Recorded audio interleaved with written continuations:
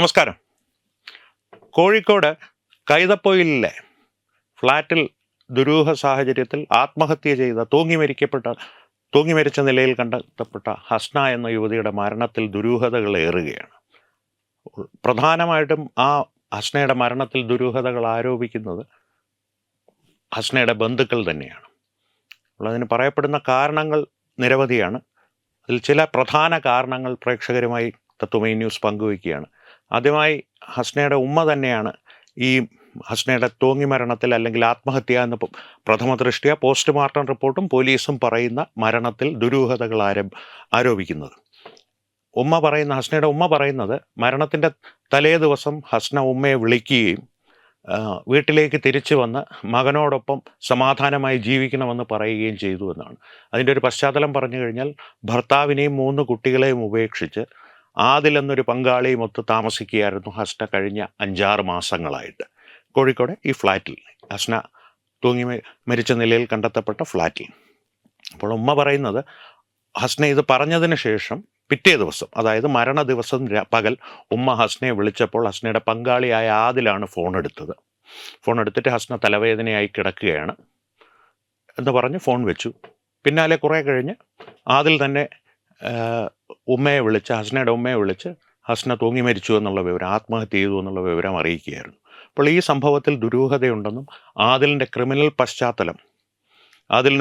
പശ്ചാത്തലമുണ്ടെന്നും ആ പശ്ചാത്തലം ഹസ്നെ അറിഞ്ഞത് വൈകിയാണെന്നും അത് കാരണം തന്നെയാണ്, അല്ലെങ്കിൽ വിട്ടുപോരാൻ ഹസ്ന ശ്രമിച്ചതിൻ്റെ പിന്നാലെയാണ് ഈ മരണമുണ്ടായിരിക്കുന്നതുമെന്നാണ് ബന്ധുക്കൾ ആരോപിക്കുന്നത്. പക്ഷേ ഇപ്പോൾ നിലനിൽക്കുന്ന വിവരങ്ങൾ അനുസരിച്ച്, അല്ലെങ്കിൽ പുറത്തു വരുന്ന വിവരങ്ങൾ അനുസരിച്ച് അസ്വാഭാവിക മരണത്തിന് പോലീസ് കേസെടുത്തിട്ടുണ്ടെങ്കിൽ പോലും ഹസ്നയുടെ മരണം ആത്മഹത്യ തന്നെയാണെന്നാണ് പോസ്റ്റ്മോർട്ടം റിപ്പോർട്ട് പറയുന്നത്.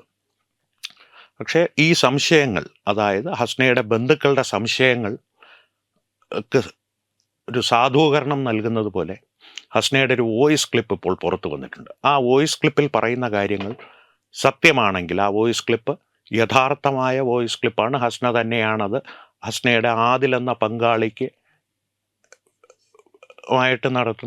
പങ്കാളിയുമായി നടത്തുന്ന ഫോൺ സംഭാഷണമാണ് എന്നത് സത്യമാണെങ്കിൽ അതിൽ പറയുന്ന കാര്യങ്ങൾ അതീവ ഗുരുതരമാണ്. കാരണം ഹസ്ന അതിൽ പറയുന്നത് മരണത്തിന് തൊട്ട് മുമ്പ് വിളിച്ച വോയിസ് ക്ലിപ്പ് എന്നുള്ള രീതിയിലാണ് അത് നമുക്ക് മനസ്സിലാക്കുവാൻ സാധിക്കുന്നത് പ്രഥമ ദൃഷ്ട്യാ.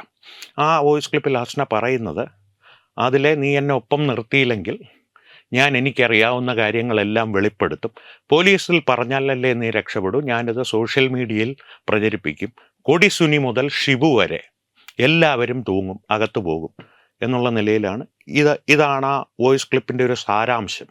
ആ വോയിസ് ക്ലിപ്പ് ഈ വീഡിയോയുടെ അവസാനം നിങ്ങൾക്കായി തത്വമൈ ന്യൂസ് ഷെയർ ചെയ്യാം, കേട്ടു നോക്കുക.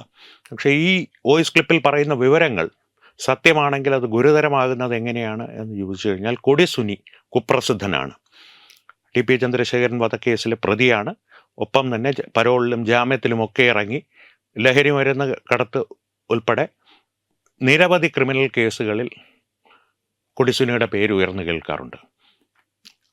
പ്രാഥമികമായിട്ട് ഇതൊരു തമാശയായിട്ടല്ല, വിവിധ കോണുകളിൽ നിന്ന് ഈ വോയിസ് ക്ലിപ്പിൽ കേട്ട ഷിബുസ്വാമി എന്ന വിളിപ്പേരിൽ അറിയപ്പെടുന്ന സ്വാമിയാണോ എന്നുള്ളൊരു സംശയം ഉയർന്നിരുന്നെങ്കിലും ഇപ്പോൾ പുറത്തു വരുന്ന വിവരങ്ങൾ ഷിബു എന്ന മറ്റൊരു ക്രിമിനൽ, കൊടിസുനിയോളം തന്നെ കുപ്രസിദ്ധനായ മറ്റൊരു ക്രിമിനൽ ഈ ശൃംഖലയിൽ ഉണ്ടത്രേ.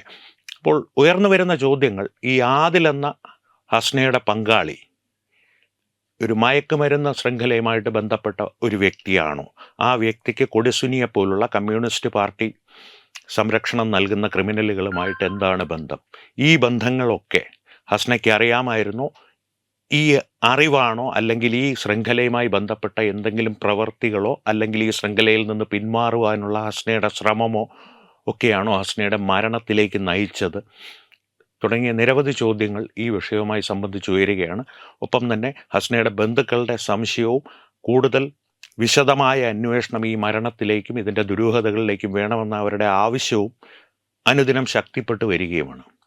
കൂടുതൽ വിവരങ്ങൾ ലഭിക്കുന്നതനുസരിച്ച് തത്വമൈ ന്യൂസ് അവ പ്രേക്ഷകരുമായി പങ്കുവയ്ക്കാം. ഇപ്പോൾ ഹസ്നയുടെ വോയിസ് ക്ലിപ്പ് ഈ വീഡിയോടൊപ്പം ചേർത്തുകൊണ്ട് ഈ വാർത്ത അവസാനിപ്പിക്കുന്നു. നമസ്കാരം. അതിലെ ഫോൺ എടുത്തോട്ടോ, 12 മണി വരെ എനിക്ക് ടൈം തന്നിക്കുന്നേ. ആ 12 മണി വരെ ഞാൻ എൻ്റെ ഒപ്പം നിർത്തിക്കോ, ഇല്ലെങ്കിൽ കളി ഇതൊന്നും അയക്കൂലേ. ഞാൻ സത്യം പറയാ, എല്ലാ ജീവിതം പോയി. ഇനി ഞാൻ എന്റെ ജീവിതം പോവാണ്, എന്റെ ഞാൻ നിൽക്കും. കൊടിച്ചിന് മുതല് ശിബു വരെ കുടുങ്ങും. സത്യമായി ഞാനിത് എല്ലാം എനിക്കറിയുന്ന എല്ലാ വിവരങ്ങളും മടിക്കുന്ന ലഹരിന്റെ വരെ ഞാൻ എല്ലാം വെളിപ്പെടുത്തി സോഷ്യൽ മീഡിയയില. പോലീസുകാരുടെ ഇടയിൽ നിന്നല്ല എനിക്ക് രക്ഷപ്പെടും, സോഷ്യൽ മീഡിയ വിളിച്ച് ഞാൻ പറയൂ. ഇല്ലെങ്കിൽ ഫോൺ എടുത്തോ.